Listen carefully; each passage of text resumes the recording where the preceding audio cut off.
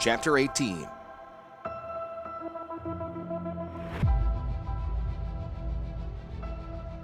Smoke from the burning granaries trailed up dark against Benalia's clear blue sky. To one side of the flaming structures, the hamlet soldiers had driven back nearly twice their number during the furious first moments of their counterattack. Other men worked beneath them, dumping grain into barrows and wheeling it quickly away, never concerned for their own safety. The flames, fueled by the incendiary mixture the strange enemy was using, could not be extinguished. Any moment the fire might lick through one of the grain dust-filled voids, which would then go up in a great explosion. Every barrow of grain removed fed a family for that much longer. Sweating from exertion, Isark pushed his barrow under an overfull load of grain. It had been 23 years, he figured, since he had last held a weapon in his hands, since Karn and Marshal Lyani gave up forcing on him a life he didn't desire. The memories hounded him now as an elderly man, strained to lift a full barrow, choking on grain dust. He didn't want to remember. He was afraid to. His arthritis bit into the joints of his hands, but it wasn't enough to distract him from the shift in fighting. By sheer numbers alone, the spindly-armed warriors in their black armor were regaining the edge. More than from their impossibly thin arms and legs, Isark knew these things were not human. A gut sense told him they were fighting drones, better trained than the local soldiery, though perhaps not so good at working together as a unit.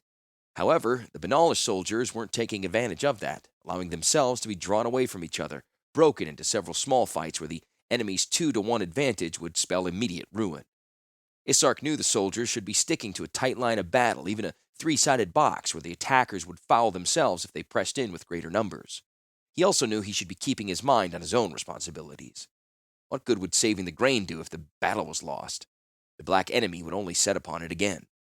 If they did, when they did, then he would defend it.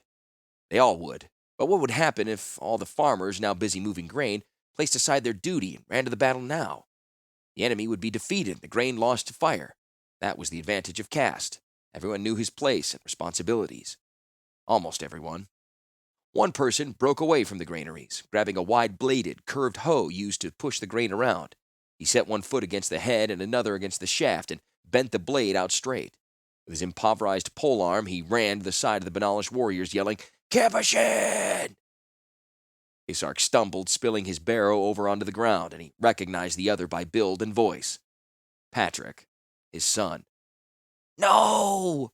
Isark made it 5 paces before slowing to a confused halt, glancing between the fight and the workers who continued to rescue the grain. His instincts pulled him onward, while his basic beliefs warned him to go back. Both sides needed him. He remembered Lyani's comment about having the heart to defend a just cause. He stepped in the direction of battle, then quickly worked back up into a run. Right now, the warriors needed him more. Patrick was already in trouble, never having been trained for such action. He also split the Benalish line with his presence, forming a weak link that 2 enemy warriors were pressing against. The young man, barely out of his teens, slashed about wildly with his device while yelling his defiance. One wild swing smashed the strange longsword from the grip of a black-clad soldier. It cost him, though, as the force spun him halfway around. The second enemy dealt Patrick a vicious slash across his ribs, parting the thin, sleeveless shirt he wore and flaying back skin and muscle. The youth screamed in a mixture of his pain and the anguish for failing. He fell back as another swing aimed for his head missed by mere inches. Stumbling, he dropped against the ground as the enemy shoved aside its disarmed companion and came at him. Isark had one chance.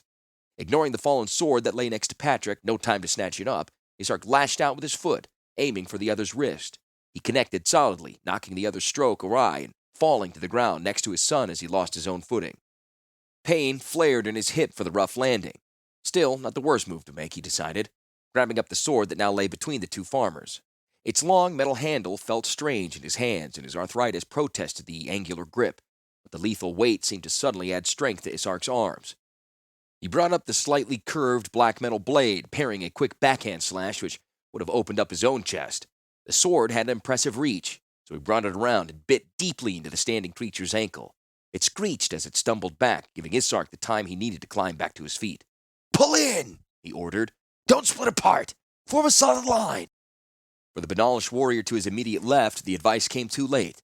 A sword thrust snaked past his defense, skewering him through the heart. The withdrawn blade dripped crimson, and the man crumpled without a scream. Isark immediately bought a measure of revenge for his comrade. He lunged forward against the warrior Patrick had disarmed, He expected the blade to turn against the armored head, but was surprised when it pierced metal and sliced through the faceplate. There was a stuttering screech and the creature toppled. A jet of warm, black blood gushed out as Isark removed the sword, staining his lower arm and the front of his own sleeveless cotton shirt. The fluid was tepid, reinforcing his assumption that he fought something not quite human.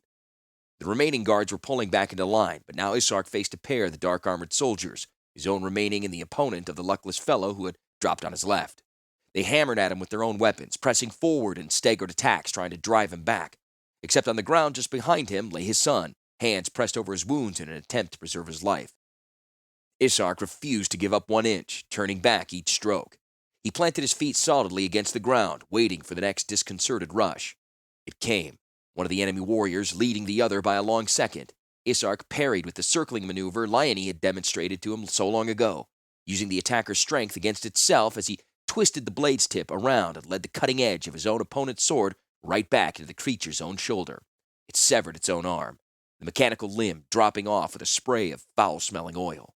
Isark spun around quickly, catching the second attacker's stroke and again turning it, this time into its companion. The edge bit into the lame creature's side, wedging the black metal blade.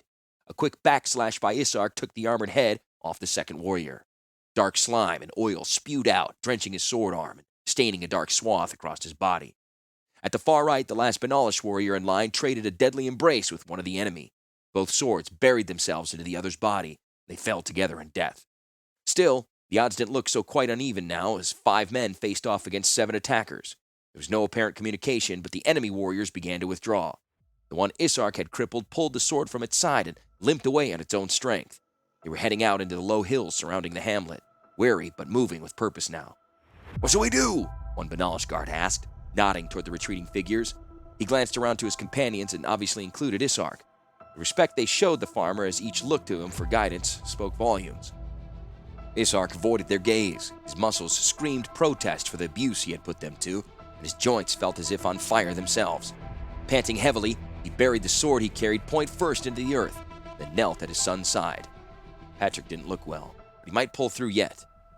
The first explosion sounded as a granary burst, raining splintered wood over the area. Men ran, those who could, knowing their time was up. The other 2 went in close order. Brief gouts of fire swam through the sealed chambers, then a ground-shaking explosion rang everyone's ears as more wood fell from the sky. One burning chunk of wood landed near Isark. He ignored it. Looked as if most of the grain had been saved, but he noticed at least 3 bodies lying near the granaries. Fire cut on the clothes of one. Isark looked down at his own hands, blackened by oil and foul blood. Silent tears fell against his hands and arms, but did not wash away the stains.